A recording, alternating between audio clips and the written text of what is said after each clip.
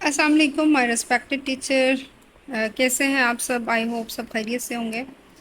Okay, हमारी training का जो फर्स्ट सेशन था उसमें हम लोगों ने टीचिंग एंड लर्निंग प्रोसेस के बारे में डिटेल के साथ हमने उसमें पढ़ा था। हम लोगों ने डिस्कशन की थी कि टीचिंग प्रोसेस क्या है और लर्निंग प्रोसेस क्या है, उसके प्रिंसिपल्स क्या हैं, टीचिंग के प्रोसेस क्या है, लर्निंग के प्रोसेस क्या है।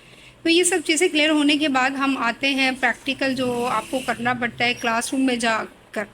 तो सबसे पहला जो स्टेप होता है, how to start class. Class start किस तरह से करनी है, हम स्टेप बाय स्टेप सारे जो लेसन प्लानिंग के कंपोनेंट्स होते हैं उनको हम वन बाय वन डिटेल के साथ हम डिस्कस करेंगे ताकि कोई भी कन्फ्यूजन ना रहे और आप अपनी क्लास के रिजल्ट्स जो हैं वो बेहतर से बेहतर कर सकें।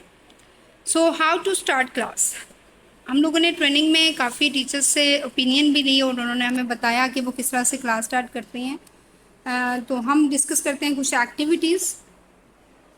सबसे पहली जो एक्टिविटी हमने डिस्कस की थी वो थी welcome student to class and introduce yourself. अगर आप न्यू टीचर हैं, ये न्यू सेशन स्टार्ट हुआ है, तो सबसे पहले आपने क्या करना है, स्टूडेंट्स के साथ इंटरेक्शन बढ़ाने के लिए, उनके साथ थोड़ी सी फ्रैंक होने के लिए अपना इंट्रोडक्शन करवाना है और उनको अच्छा सा वेलकम करना है। आप डेली क्लास में जाते हैं, सलाम करते हैं, उनको वेलकम करते हैं, थोड़ा सा मतलब एक स्माइलिंग फेस के साथ आप क्लास के अंदर एंटर हों, तो वो बच्चों पे एक बहुत अच्छा इंप्रेशन पड़ता है उस चीज़ का। उसके बाद आता है ice breaker activities. Ice breaker activities क्या होती हैं कि देखिए, जब आप क्लास में जाते हैं दो किस्म की सिचुएशंस होती हैं, या तो बच्चे बहुत ज़्यादा शोर कर रहे होते हैं या खामोशी से बैठे होते हैं। तो और यूजुअली ऐसे होता है कि जब आप क्लासरूम के अंदर जाते हैं तो बच्चे शोर करते हुए भी आपको देख के खामोशी से बैठ जाते हैं। अब वो अपनी शरारतों में मगन होते हैं, अपनी एक्टिविटीज़ में लगे होते हैं या अपनी सीट पे नहीं होते, लेकिन आपको देख के वो बैठ जाते हैं। अभी जाते ही उनको टॉपिक इंट्रोड्यूस करवा देना ये सही तरीका नहीं है। आपने कुछ एक्टिविटीज़ करवानी है, आपको देखते ही सारे बच्चे खामोशी से बैठ गए।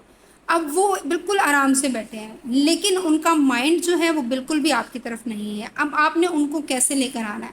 आइस ब्रेकर एक्टिविटीज़ अगर आप सर्च करेंगी तो बहुत बहुत ज़्यादा आइस ब्रेकर एक्टिविटीज़ हैं, आपको गूगल पे मिल जाएंगी, यूट्यूब पे मिल जाएंगी।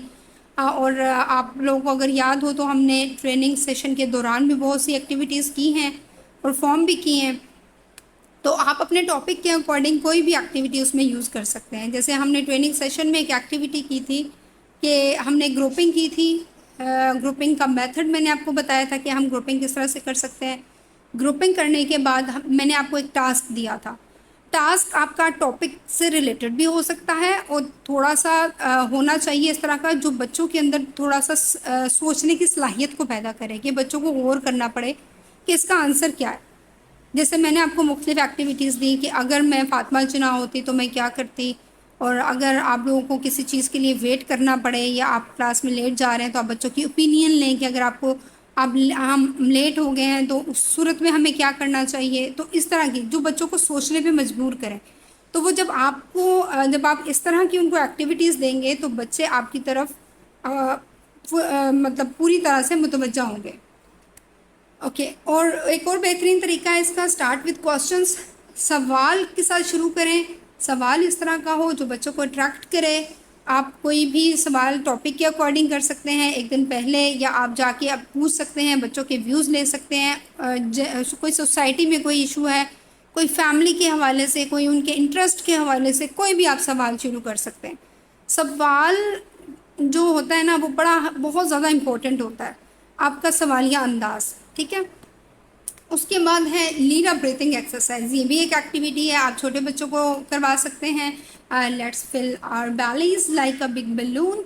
तो आप बच्चों को आप इस तरह से देखिए, अब ब्रीथिंग एक्सरसाइज जस्ट जाके करवा देना एक अलग अलग बात है, लेकिन जो यहाँ पे सेंटेंस लिखा हुआ ना, let's fill our bellies like a big balloon, तो ये बच्चों के लिए काफ़ी इंटरेस्टिंग होगा। बच्चे इस चीज़ में बहुत दिलचस्पी लेंगे और वो ऑब्ज़र्व करेंगे कि हम क्या कर रहे हैं। ब्रीथिंग एक्सरसाइज के बाद बच्चे बहुत फ्रेश फील करेंगे और फिर वो आप उसके बाद आप अपना टॉपिक इंट्रोड्यूस करवा सकते हैं, प्रॉपर आप क्लास स्टार्ट करवा सकते हैं। ओके, एक और एक्टिविटी है, एक और मेथड है पजल रिडल और ब्रेन टीजर। ये भी बच्चे को जो भी हमारे क्लास स्टार्ट करने का जो भी एक्टिविटी हम यूज़ करेंगे ना, वो एक्टिविटी ऐसी होनी चाहिए कि बच्चों को सोचने पे थोड़ी देर मजबूर कर दे। कि बच्चे बच्चे ज़ाहिर है बच्चों के अंदर बहुत ज़्यादा शौक़ होता है सीखने का, और चैलेंजेस बच्चों को बहुत पसंद है।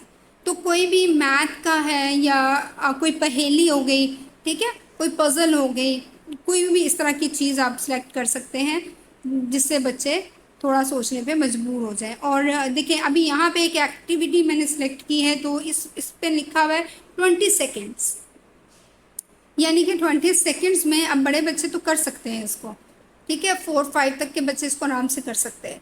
आप उनसे करवाएं, और ये बिल्कुल भी आप ये मत सोचें कि बहुत ज़्यादा टाइम टेकिंग है या एक पूरा पीरियड गुजर जाएगा, इसमें बिल्कुल भी टाइम नहीं लगेगा। हाँ, स्टार्ट में आपको मैनेजमेंट में थोड़ी सी प्रॉब्लम होगी, लेकिन आहिस्ता आहिस्ता आप उसकी हैबिचुअल हो जाएंगी, आप यूज टू हो जाएंगी उसकी, आपको आदत हो जाएगी, आपके बच्चों को भी आदत हो जाएगी, और आपके बच्चे वेट करेंगे कि आज फिर कुछ नया सीखने को मिलेगा।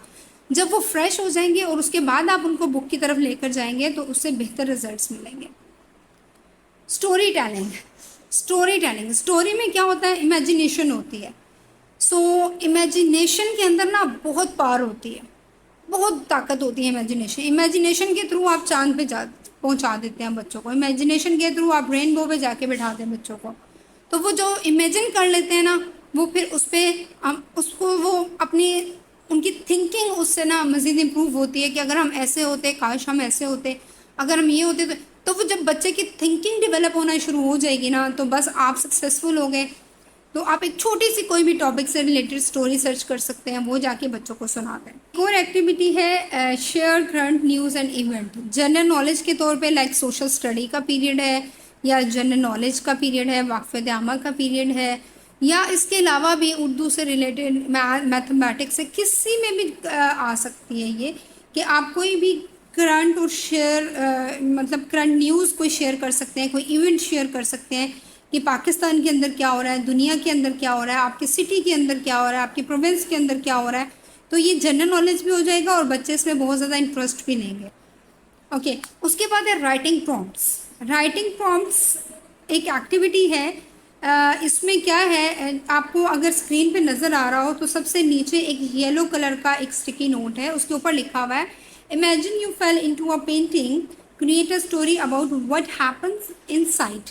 कि अगर आप पेंटिंग के अंदर गिर गए हैं तो आप एक स्टोरी क्रिएट करें कि अंदर क्या हुआ है। अच्छा, आपके ख्याल में अब आप मेच्योर हैं, आप टीचर्स हैं, अगर आप ये बच्चों को क्रिएटिविटी सिखाएंगे तो बच्चे क्रिएटिविटी सीखेंगे। बच्चे बहुत अच्छी स्टोरीज पे क्रिएट कर सकते हैं। आप कह सकते हैं if I was in the age of 18, यानी आप बहुत ही पुराने 18-19 में होते तो आप क्या करते उस वक्त, मतलब अगर मोबाइल ना होता तो हम आज क्या करते। तो बच्चों को थोड़ा इसमें भी बच्चों की थिंकिंग जो है, थिंकिंग एबिलिटी जो है वो इम्प्रूव हो सकती है। तो राइटिंग प्रॉम्प्ट्स एक एक्टिविटी है, ये आप किसी भी सब्जेक्ट में इसको यूज़ कर सकते हैं। क्विक आई कांटेक्ट, आप जब भी क्लास के अंदर जाते हैं, आप ऐसा नहीं कि आपने जाते ही बात बच्चों से कर रहे हैं, देखा बोर्ड की तरफ रहें। आप बच्चों को टाइम दें, बच्चों को एडजस्ट होने के लिए अपना आई कांटेक्ट रखें। जो बच्चे स्पेशली नॉइज़ी होते हैं या आपकी बात नहीं सुन रहे होते, ये उन स्पेशल बच्चों के लिए आप उनसे जब उनको आपने ऐसे दरमियान में रोकना नहीं है, आपने उसको नेम कॉल करके नहीं कहना कि बेटा आप ऐसे नहीं करें, आप जस्ट आई कांटेक्ट करके अपनी बात जारी रखेंगे। और अपनी बात जारी रखने के साथ साथ आप अपना बाकी एक्टिविटी भी आप उसको कंटिन्यू अपनी रखेंगे। आपकी बॉडी लैंग्वेज, आपके जेस्चर्स इस तरह के होने चाहिए कि बच्चों को डिस्टर्बेंस का मौका ही ना मिले, ठीक है। और इस तरह से आई कांटेक्ट जो है बड़ा इम्पॉर्टेंट है। Thank you so much. In strategies को ज़रूर इस्तेमाल कीजिएगा। अल्लाह हाफ़िज़।